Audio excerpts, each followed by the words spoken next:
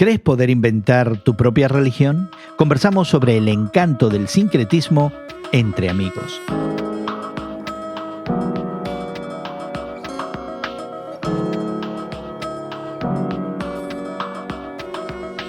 Gracias por acompañarnos en esta conversación entre amigos, Guillermo Serrano, Elsa Mazón y tu servidor Jesús García, como lo hacemos habitualmente, considerando algunos temas que nos llaman la atención, viéndolos desde la perspectiva de la fe cristiana. Y bueno, el más reciente álbum visual de la cantante norteamericana Beyoncé, que es titulado Black is King, parece estar dedicado a Oshun, diosa yoruba del agua, la fertilidad, la pureza y el amor, y al parecer, según se ve en los videos, un alter ego de la cantante norteamericana. Al margen de licencias poéticas, Beyoncé parece estar interesada en la espiritualidad como patrocinadora también de la Misa de Beyoncé. No lo estamos inventando. La Misa de Beyoncé es un espectáculo litúrgico que, aunque no busca la adoración de la cantante, evoca el poder femenino, combinando las historias de orientación bíblica, testimonios personales de la cantante y la teología feminista afroamericana que se conoce en inglés como Womanist Theology. La revista norteamericana The Christian Century comenta en estos días al respecto desde una perspectiva cultural, algo que nos ha llamado bastante la atención. A mí me llama la atención y debo confesar que yo estaba viviendo en otro tipo de mente y también de existencia, pensando que todas las cosas eran tradicionales y normales dentro de mi concepción, y me encuentro con este tipo de cosas que yo nunca había ni siquiera imaginado, porque yo escucho la música moderna como algo evasivo, interesante, el ritmo y qué sé yo, pero nunca me había detenido a pensar que dentro de un concepto musical pudiera haber este tipo de ideas religiosas. A mí me parece también que esta búsqueda o expresión de espiritualidad, ¿no? Y de ponerse de cierta manera como mensajera o líder espiritual, yo creo que conlleva mucho una especie de autorrealización de la influencia que ella como artista, como empresaria, como una mujer de raza negra, de mucha influencia, tiene en realidad sobre las masas y sus millones y millones de seguidores, como algo que está en un contacto especial con la divinidad, un contacto que el resto de nosotros no tenemos y que tenemos que de cierta manera reconocerlo en ella. Interesantemente, Elsa, esta aspiración de prominencia y de influencia en otros ámbitos que no sean exclusivamente artísticos no ha sido exclusiva de ella. Por ejemplo, en el pasado hemos visto algunos actores, algunos cantantes, algunas personas del espectáculo saltando al mundo de la política, y nos podemos remontar a los años 70 y a Donald Reagan, un actor que muchos calificaban de mediocre, cuyas películas hubieran pasado quizás desapercibidas en muchos casos, y ahora se convierte primero en gobernador de California y después en presidente de los Estados Unidos por 2 términos, creando incluso una saga política ahí. De California no puede sorprendernos nada, porque es un estado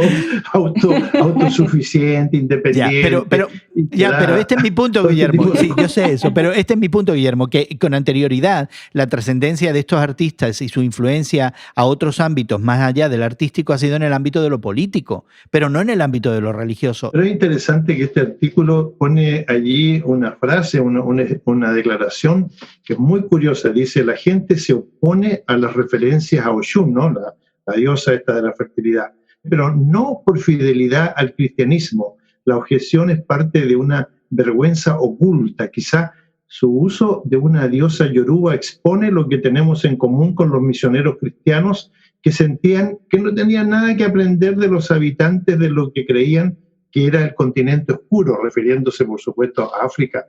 Y yo creo que esta parte tiene toda la razón del mundo. Nosotros desdeñamos y no nos ocupamos y hasta despreciamos este tipo de expresiones religiosas, vamos a llamarlas así, porque no tienen nada que ofrecer, porque no creemos que pueda haber algún tipo de espiritualidad viniendo de allí, ¿no? Pero no hacemos eso, Guillermo, porque si integramos estas creencias, realmente estamos inventando algún tipo de religión. Es decir, si mezclamos el cristianismo con supersticiones y con ideas y creencias y prácticas de religiones ancestrales, ¿podemos hablar de verdaderamente el cristianismo como nos lo presentan las escrituras? Y yo creo que lo que sucede, Gerson, es muy natural, de cierta manera, no lo estoy justificando por ningún motivo, pero yo creo que es muy natural el tratar de hacer mi religión de acuerdo a mi contexto, de acuerdo a mi realidad, para que entonces pueda yo tener un uso práctico y una validez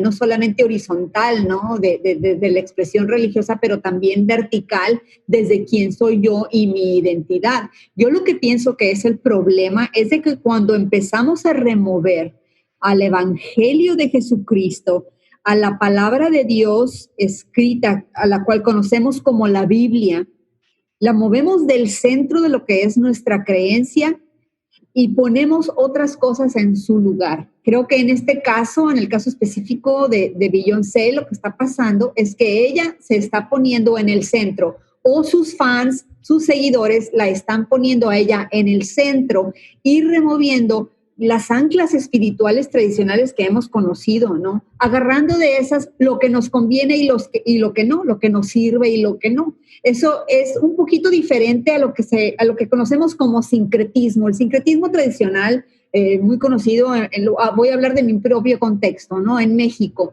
donde llegan los españoles, con todo respeto, traen su religión y tratan de imponerla, ¿no?, a los grupos indígenas autóctonos del país. Y entonces lo que surge es ciertas creencias del cristianismo católico que nos llegó de los españoles con las culturas y las religiones que ya existían en Mesoamérica. Ahora, ese sincretismo se me hace diferente a lo que estamos viendo ahora en nuestros días, en el siglo XXI, expresados en situaciones como en esta ocasión lo está haciendo Beyoncé. Sí, pero aquí hay una responsabilidad muy grande de todas estas inspiraciones religiosas. Hay una responsabilidad del cristianismo, digamos, revelado en la Biblia, en las Escrituras, y que las iglesias siguen o practican, porque al dejar de hacer quizá un énfasis, vamos a llamarle misionero, evangelístico, destacando la necesidad de cada persona, las iglesias, la mayoría de ellas, tratan de satisfacer alguna necesidad particular de los oyentes, de los que asisten, pero han dejado de lado a lo mejor las cuestiones esenciales que el cristianismo enseñó, como pueden ser el amor, la gracia, la bondad, la solidaridad y otras cosas que son parte esencial del cristianismo. Al abandonar este tipo de enseñanzas, y una de ellas que se ha abandonado, la idea del sacrificio personal para ir en ayuda de otros, a lo mejor deja este vacío a este tipo de experiencias religiosas que nos llegan, como esta, por ejemplo, en donde una cantante capitaliza este vacío para irlo llenando con estas religiones ancestrales, antiguas, que vienen no solamente del África, ¿no? Latinoamérica tiene su propia tradición también, no solamente sincretista, pero también su propia tradición religiosa, qué sé yo, espiritual, ¿no? Yo creo que han hecho ambos muy, muy bien en extender la conversación a prácticas, ya sean del orden sincrético o simplemente de la creación de una religión conveniente. Pero me preocupa la idea de que realmente para inventarme una nueva religión, una nueva creencia, simplemente lo que tengo que hacer es agarrar elementos cristianos y mezclarlos con cualquier otra creencia o con cualquier otra idea, ya sea del orden secular o ya sean supersticiones y creencias ancestrales de religiones que ya no existen. Y no solamente eso, Gerson, pero también tomamos de Jesucristo esos pasajes de la Biblia donde Jesucristo es el triunfalista, ¿no? No tomamos de Jesús, toma tu cruz y sígueme, donde el camino es difícil, donde se atraviesa por una pasión, inclusive cuando está diciendo el apóstol Pablo en las Escrituras, en el Nuevo Testamento, pidiéndole a Dios que lo libere de ese pesar que tiene. Y Dios le contesta, no te voy a liberar, tienes que aprender a vivir con ese pesar porque mi gracia es suficiente para ti. Y no nos enfocamos en esa gracia a través del sufrimiento. Quitamos el sufrimiento en su complejidad y en su totalidad. Pues pongamos el dedo en la llaga. Hablemos un poquito de cómo evitarnos, ya a nivel personal, el crearnos la religión que nos convenga. ¿Cómo evitamos eso a un nivel personal? La única manera que yo veo cómo esto se puede evitar es leyendo y releyendo acerca de las cosas esenciales que dejó Jesucristo establecidas en los evangelios, por ejemplo, y en donde Él habla acerca de una vida que no es fácil, que tampoco es demasiado compleja, pero que demanda un entendimiento de lo que se está leyendo, para hacerlo parte de lo que uno también quiere vivir como seguidor, como discípulo del Mesías, de aquel que nos dejó una enseñanza tan trascendental.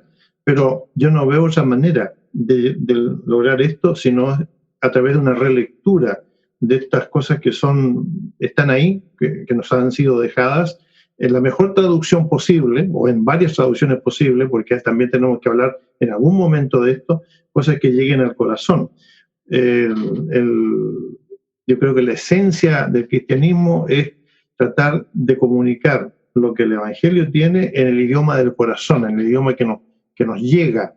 Uno puede leer por cuestiones culturales y de enseñanza y de educación varios idiomas y puede entender varios idiomas, y sin embargo tiene un idioma del corazón, que es donde llega esta palabra y que nos hace realmente sentir que lo que estamos leyendo tiene sentido para nosotros. A mí me parece también importante, además de lo que ha dicho Guillermo, que se me hace muy, muy acertado, es el poder de la oración, no como lo estamos entendiendo desde ese punto triunfalista o de la teología de la prosperidad, sino el poder de la oración.